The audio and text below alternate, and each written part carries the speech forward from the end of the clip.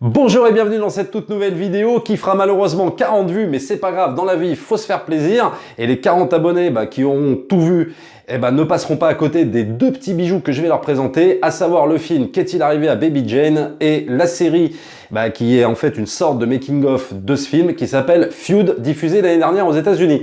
Alors au départ, je devais juste parler de la série Feud avec Susan Sarandon et Jessica Lange, mais c'est vrai qu'en voyant la série au fur et à mesure, j'ai décidé de remettre un petit peu les choses dans le contexte pour qu'on comprenne mieux la série et donc de vous parler du film d'origine sorti en 62 réalisé par Robert Aldrich, Qu'est-il arrivé à Baby Jane, dont je vais vous raconter le pitch tout de suite. Alors dans Qu'est-il arrivé à Baby Jane, l'histoire prend place au temps du cinéma muet. C'est l'histoire donc de deux sœurs, une qui s'appelle Baby Jane, qui chante, qui danse, qui est à fond dans le showbiz et qui a même des poupées à son effigie. Et de l'autre côté, sa sœur Blanche qui, elle, vit un peu plus dans l'ombre et est plus timide et réservée. Dans les années 30, tout s'inverse, c'est Blanche qui devient célèbre et Baby Jane totalement oubliée. Et quelques années plus tard, un mystérieux accident de voiture va de nouveau renverser la situation. C'est Blanche qui va devenir handicapée et qui n'aura pas d'autre choix que de vivre avec sa sœur, donc Baby Jane, devenue totalement alcoolique et qui va lui faire subir des traitements sadiques, psychologiques et physiques, tout ça par pure vengeance. Alors, jusqu'où ce duel psychologique et physique des deux sœurs totalement névrosées va aller, c'est tout l'enjeu de Baby Jane. Alors Baby Jane sort en 1962 aux États-Unis dans un contexte très particulier à Hollywood. En effet, 2 ans avant sort le chef-d'œuvre d'horreur gothique d'Alfred Hitchcock, Psychose, et en plus de précipiter les gens dans les cinémas avides de sensations fortes, va totalement marquer une étape dans le renouvellement du cinéma d'horreur. Et Psychose invente quasiment le genre slasher, un genre évidemment qu'on verra dans les décennies à venir à travers des films comme Vendredi 13, Halloween et même Alien et j'en passe. Et dans les années 60, un maximum de studios veulent absolument faire leur Psychose à eux, convaincus que c'est la formule miracle pour attirer nombre de spectateurs et pour faire évidemment beaucoup d'argent. Et c'est à ce moment précis qu'arrive le projet Baby Jane, adapté donc d'un roman et amené par l'actrice Joan Crawford elle-même dans le but de relancer sa carrière, parce qu'il faut dire que sa carrière n'est plus du tout au beau fixe, et elle arrive à convaincre Jack Warner, donc l'un des frères de la Warner Bros, et le super grand réalisateur quand même Robert Aldrich qui des années auparavant avait réalisé les 2 films noirs vraiment très bons, En quatrième vitesse et Le Grand Couteau avec Jack Palance, de faire le film. Bon, même si au préalable Jack Warner avait dit à Robert Aldrich « Personne ne se déplacera pour voir un film avec 2 vieilles peaux ». Ça en dit long sur la perception de l'époque sur des actrices d'âge mûr et force est de constater que ça n'a pas beaucoup changé. Et évidemment, Aldrich accepte immédiatement de réaliser le film, convaincu là qu'il tient son film d'horreur à lui, mais sans pour autant vouloir réaliser un Psychose bis. Et même si Baby Jane est un film d'horreur sans vampires, ni monstres, ni avec des hommes au couteau, ni avec hommes à la tronçonneuse, il n'en reste pas moins que Robert Aldrich est très malin puisqu'il se sert de ses arguments pour motiver producteurs et tout son staff technique, car il faut bien dire qu'à cette époque-là, Psychose pèse encore très lourd sur toutes les mentalités. Mais Robert Aldrich le sait, son plus gros défi sur ce film ne sera pas tant de réaliser avec brio un huis clos sur 2 sœurs névrosées, mais plutôt de gérer l'ego surdimensionné de 2 stars sur le déclin et qui ne peuvent vraiment pas, mais alors vraiment pas s'encadrer. Il est toujours utile de rappeler que Bette Davis et Joan Crawford ont toujours été en comparaison avec les réalisateurs et les producteurs. Bette Davis étant considérée, c'est vrai, à juste titre, comme une excellente et très grande comédienne, et Joan Crawford, un petit peu plus comme amateur. Alors du coup, ça a amené Joan Crawford à avoir cette espèce de revanche professionnelle qu'elle voulait absolument avoir sur Bette Davis, c'est-à-dire que Joan Crawford, elle, son truc, c'était de combler, on va dire, son manque de talent par le fait de courtiser certaines actrices, certains producteurs pour s'attirer leur faveur, donc pour aussi avoir des rôles. Et ce qui agaçait fortement Bette Davis, qui elle avait un caractère beaucoup plus rentre-dedans, grande gueule, et qui elle pouvait faire signer un producteur juste sur son nom et son talent. Et ça, c'était une sacrée différence. Et du coup, ces 2 caractéristiques des 2 actrices les agaçaient l'une et l'autre. Bon, même s'il faut peut-être pas exagérer, Crawford reste quand même une très grande comédienne. Il suffit juste de voir la performance qu'elle fait dans Baby Jane et même dans certains films des années 40. Donc le tournage allait forcément être quelque peu chaotique parce que en tant que metteur en scène, gérer l'ego trip de ces deux actrices, ça allait être peut-être le plus gros défi du film. Mais ce point, j'y reviendrai un petit peu plus longuement quand je vous parlerai de la série Feud qui insiste vraiment sur cet aspect-là des choses. Dans ce film, Robert Aldrich ose absolument tout. Il nous montre sans complexe le cirque glauque de l'âme humaine. L'affrontement des deux sœurs à la gloire déchue passera inévitablement par une descente aux enfers absolument terrifiante. Et Aldrich nous offre ça sous forme de divertissement à ses spectateurs, à nous, spectateurs, avec un espèce de sentiment comme ça de sadisme absolu, voir ce duel à mort se déroulant sous nos yeux, quoi. Alors évidemment, tout dans Baby Jane fait peur. Des gros plans de Bette Davis maquillée en clown triste, et dont le noir et blanc de Robert Aldrich renforce réellement l'autorité et la folie, en passant par des plans de Joan Crawford essayant de se sortir de ce cauchemar alors qu'elle est paralysée sur un fauteuil roulant. Tu sais, il y a même une scène où elle essaye d'atteindre un téléphone pendant que sa sœur revient à la baraque parce que sa sœur s'est absentée. Elle essaye d'attraper le téléphone pour avertir la police. Cette scène-là a 30 ans d'avance sur le Misery de Rob Reiner. Tu sais, quand il a adapté le roman de Stephen King dans les années 90. Jusqu'à un twist final se déroulant sur une plage. Alors évidemment, je vais pas vous le révéler ici pour ceux qui n'ont pas vu le film, ce serait un peu dommage. Mais qui montre bien le sommet de l'horreur humaine. Et c'est là où Aldrich est trop fort, c'est qu'il n'a absolument pas besoin... je vous dis ce que je vous disais, il n'a absolument pas besoin de cabane dans les bois, de nuit noire. Non, il filme ça en plein soleil. Ses personnages et son sujet sont tellement forts et tellement bien maîtrisés que pour son climax, il n'a pas besoin de tout ça. C'est comme une suite logique un petit peu aux deux premiers actes qui sont déjà terrifiants. Le troisième va l'être encore plus. Pareil, la façon dont Robert Aldrich nous montre le temps qui passe, les actes manqués en un seul plan. Tu sais, le plan où t'as Bette Davis, où t'as Baby Jane, qui déclame sa chanson d'enfant star, et juste à côté, t'as la poupée, donc d'elle la représentant étant plus jeune, avec cette espèce de blanc comme ça, un petit peu angélique, qui contraste totalement avec ce qui est devenu Baby Jane, avec son maquillage outrancier d'être alcoolique et cruel.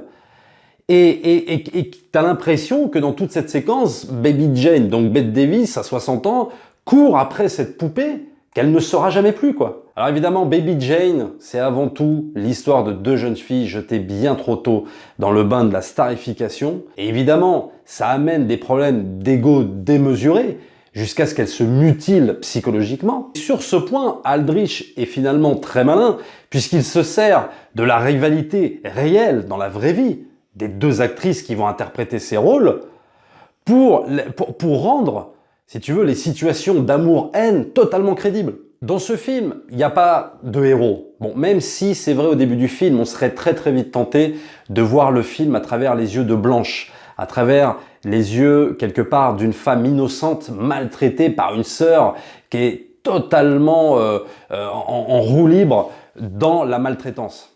Aldrich et ses scénaristes se refusent à une construction scénaristique aussi simpliste, à une vision typiquement manichéenne, par rapport à des points que je passerai sous silence dans cette vidéo. Non, dans Baby Jane, le mal est partout. Que ce soit Blanche ou Baby Jane, elles sont tout aussi toxiques l'une pour l'autre. Il y aura bien dans le film quelques moments, allez, un petit peu légers, où Aldrich laisse un petit peu reposer le spectateur, mais ils seront vraiment, je vous préviens, de très courte durée. Aldrich, évidemment, préférant montrer la noirceur de l'âme humaine et jusqu'où il peut aller dans le sentiment amour-haine. Donc voilà tout ce que je pouvais dire un petit peu sur ce film. Il y a encore énormément de choses à dire sur ce chef-d'œuvre absolu. Le problème, c'est que je veux pas trop vous en dire, sinon après je dois rentrer dans des points de l'intrigue et j'ai pas envie de vous spoiler pour ceux qui ne l'ont pas vu. Baby Jane est un véritable film à rebondissement, une sorte de grand 8 émotionnel qu'il faut avoir vu sans trop en savoir pour le savourer pleinement. Whatever happened to Baby Jane? On attaque donc cette deuxième partie de vidéo en vous présentant la série Feud, une mini-série de 8 épisodes qui se veut la représentation parfaite de ce qui s'est passé à l'époque sur le tournage de Baby Jane et qui se veut aussi une bonne représentation, on va dire, de la relation qu'entretenaient les deux actrices et même au-delà. Feud, querelle en anglais, à mon sens le mot est faible, tellement le duel psychologique des deux actrices est déchirant, a été créé par Ryan Murphy, showrunner hyper talentueux de Glee, de Nip Tuck, d'American Horror Story et American Crime Story pour la chaîne FX et qui fait partie d'une anthologie. Dans la série, John Crawford et Bette Davis sont respectivement joués par Jessica Lange et Susan Sarandon, et c'est vrai qu'avec un tel casting, on est en droit de s'attendre à du très lourd, mais pas un uppercut comme ça. En somme, elle nous livre une leçon d'acting en bonne et due forme. Mais si je veux être parfaitement honnête, je dirais que l'une surpasse quand même l'autre en termes d'acting. Même si c'est vrai, dans la vie, j'ai toujours préféré le jeu de Bette Davis à celui de John Crawford, et ben là, tout s'inverse parce que c'est celle qui joue John Crawford qui est exceptionnelle et elle s'appelle Jessica Lange. Même si c'est vrai, je suis un fan inconditionnel de Susan Sarandon et je considère que vraiment c'est une des meilleures comédiennes en activité, mais je trouve que dans Feud, tout en jouant très bien, elle a quand même du mal à se libérer de son image et à incarner véritablement Bette Davis. Jessica Lange, qui n'a plus à prouver son talent d'actrice, c'est clair, est véritablement John Crawford. Tout y passe, visage, mimique, voix qui tremble, la diction, la façon de parler même de l'époque, la façon dont elle porte la garde-robe même de l'époque. Jessica Lange s'est totalement oubliée pour ce rôle. Ça pourrait presque parfois en être embarrassant, tellement l'actrice montre les bassesses, les coups de vis de son personnage, et tout en nous la rendant touchante et attachante à certains moments. Et Jessica Lange, qui a été nominée à juste titre pour ce rôle au Emmy Award, ne l'a pas eu. À mon avis, c'est quand même une grossière erreur de la part de la profession qui avait l'occasion là de la récompenser en somme un petit peu pour le rôle de sa vie, enfin en tout cas un des rôles de sa vie vraiment, mais ne l'a pas fait, c'est comme ça. Alors la série se découpe en 3 actes. Le premier acte, c'est la genèse du projet Baby Jane et la façon dont John Crawford apporte le projet. Le deuxième acte, ça va être centré sur un petit peu tout le tournage du film et la sortie. Et le troisième axe va être surtout centré sur le devenir des deux actrices et de toute l'équipe technique dans les années 60 et 70. Mais oserais-je dire que cette mini-série est plus passionnante et plus percutante que Baby Jane ? Non, j'irai pas jusque-là. Mais il est vrai que Feud et toute sa dramaturgie, la façon dont elle s'articule, nous rend comme comme une sorte de peut-être le meilleur making-of de film qu'on ait jamais pu voir en fait. Et en plus, on a le droit à un casting 5 étoiles en second rôle, servi par un Stanley Tucci impérial en Jack Warner et un Alfred Molina dans le rôle du réalisateur Robert Aldrich qui apporte énormément d'empathie, de sobriété et beaucoup de nuances à son personnage et qui le rend réellement passionnant. Et évidemment, ce qui intéresse Ryan Murphy, c'est pas juste de nous dépeindre une querelle pendant 8 épisodes. Non, ce qui l'intéresse, c'est tout le thème de la vieillesse. Ce qui intéresse Ryan Murphy, c'est de nous montrer ces deux actrices qui sont somme toute pas de la toute première jeunesse, mais qui ont encore énormément de choses à dire, encore énormément de talent à revendre, alors que Hollywood les met au rebut, les éjecte du métier, parce que, tout simplement, le système hollywoodien veut de la chair fraîche. Ce qui intéresse évidemment Ryan Murphy, c'est de nous raconter aussi cette frustration qui anime les deux actrices. Il faut voir que à cette époque, on leur promet des projets qui seront totalement avortés, et on leur claque la porte au nez comme si elles étaient des nouvelles dans le métier.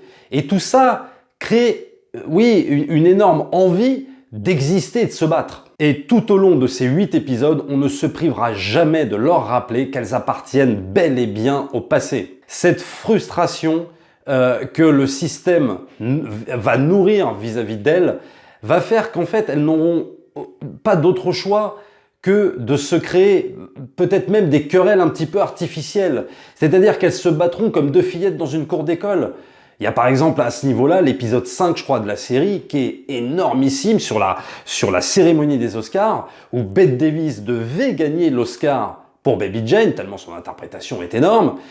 Et je vous révélerai pas là, parce que si vous regardez la série, ce sera un petit peu vous gâcher et voilà, ce sera un petit peu dommage. Mais il va se passer en fait tout un truc où John Crawford va vouloir prendre sa revanche aussi là-dessus. Et la scène est tellement forte qu'on a du mal à croire qu'elle s'est passée dans la vraie vie. Et pourtant, si. Et c'est vrai que cette frustration va nourrir en permanence même une certaine façon d'autodestruction de la part des deux comédiennes. Je veux dire, elles vont, en plus des coups bas, en plus de tout ça, elles vont sombrer dans l'alcool. Enfin, je veux dire, même si John Crawford était vraiment addict à l'alcool bien avant, même pendant ses heures de gloire, on va aussi voir l'espèce de condescendance et maltraitance de Bette Davis sur sa propre fille. Dans Feud, on est vraiment pas loin finalement de Baby Jane, mais allez, en un petit peu moins glauque. Mais la série vous réserve des surprises avec une espèce de dramaturgie digne des meilleures fictions, que ce soit en film ou en roman. Et vous aurez du mal à croire que ces actrices de ce calibre-là ont pu tourner dans des films qui sont notés maintenant sur des sites comme Rotten Tomatoes entre 10 et 15% en fin de carrière. Alors juste un petit conseil, n'allez pas voir sur Rotten, là je vous l'ai dit, mais n'allez pas voir sur Rotten ni sur Wikipédia, parce que c'est clair que là, concernant ces deux actrices, tout est inscrit. Donc si vous allez voir quel film, machin, vous verrez quelle actrice, etc. Et ça va vous gâcher une grosse partie du plaisir pour regarder la série. Mais juste, je vous parle d'un truc sans vous spoiler, c'est pas, je crois que c'est dans les derniers épisodes, où il y a une des deux actrices qui va accepter, toujours pour continuer à exister, pour prouver qu'elle sait encore jouer, elle va même accepter de jouer dans un espèce de nanar un peu fantastique avec des singes ou je sais pas quoi. Et là, il y a carrément des scènes, mais d'un embarras extrême. C'est-à-dire qu'on nous met la musique, le Ryan Murphy, quoi, nous met la musique des Doors, donc The End, pendant toute la séquence où l'actrice va tourner ce nanar pour nous signaler que là, c'est vraiment la fin, c'est le crépuscule, quoi. Et on la voit à la limite tout accepter. C'est-à-dire que elle, qui tournait pour la Universal, pour la Warner, pour la MGM, qui avait sa loge privée, qu'on amenait en taxi sur le tournage, là va se retrouver même à se changer de costume dans des voitures à l'arrache. Mais c'est vraiment, c'est d'une tristesse absolue. Et on voit ce genre de scène lors d'une séquence de dédicace, parce que la même comédienne dont je parle écrit un bouquin concernant ses mémoires, et les gens viennent à cette séance dédicace pour se moquer d'elle. Alors, tout n'est pas forcément rose dans cette série non plus. Il y a deux points noirs que je voulais... Enfin, deux points noirs. De petites faiblesses que je voulais un petit peu relever. Alors, la première, c'est la relation... Il y a quand même certaines scènes entre Bette Davis et sa fille qui ne sont pas inintéressantes, mais qui sont là, j'ai l'impression, un petit peu pour meubler la série, et c'est un peu dommage parce qu'on a vraiment l'impression que là que bon bah faut combler un petit peu les trous parce qu'on sait pas trop quoi raconter, donc on va un petit peu meubler avec la relation avec sa fille. Bon, certes c'est une relation intéressante et conflictuelle, mais à mon sens il y avait peut-être autre chose de plus intéressant à raconter, mais c'est pas beaucoup, c'est pas non plus énormément de scènes sur la totalité de la série. Et la petite déception que moi j'aurais voulu quand même, c'est que de montrer le moment où John Crawford tourne, je crois, en 72 pour une série anthologique de Rod Serling, le créateur de la 4e dimension, qui avait sorti donc au début 70 une série qui s'appelle Night Gallery, donc qui se voulait un petit peu proche de la 4e dimension, sauf que c'était des épisodes en couleur. John Crawford a tourné, je crois, le premier épisode, et le réalisateur n'était autre que Steven Spielberg, et oui, qui avait dirigé dès son plus jeune âge, parce qu'il était quand même pas très très vieux, et il avait dirigé John Crawford, voilà. Et c'est vrai que c'est un passage que j'aurais bien voulu voir reconstitué dans la série, mais je pense que peut-être que pour des problèmes, soit des problèmes de production, ou même peut-être des problèmes peut-être pour des soucis dramaturgiques, ils en ont pas vu l'utilité d'en faire une reconstitution. Alors, mis à part ces deux petits défauts, bon, c'est vrai que Feud est vraiment une très très grande mini-série qui plaira bien évidemment alors aux cinéphiles, hein, je pense que c'est indispensable que les cinéphiles la regardent, et ça plaira également même aux gens qui sont amateurs de grands sentiments et de sensations fortes quand on regarde soit des séries, même quand on va au cinéma. C'est une série qui est très très proche je pense, de la réalité de ces années-là, grâce évidemment à une réalisation impeccable, servie par un casting majestueux. Et c'est vrai que on vit cette époque que nous on n'a pas connue, cette époque bulle de champagne, tu sais, qu'on nous décrivait même un peu comme dans Mad Men, et qui d'un seul coup Ryan Murphy, lui, s'amuse à crever la bulle et à nous dire ce qu'il y a derrière.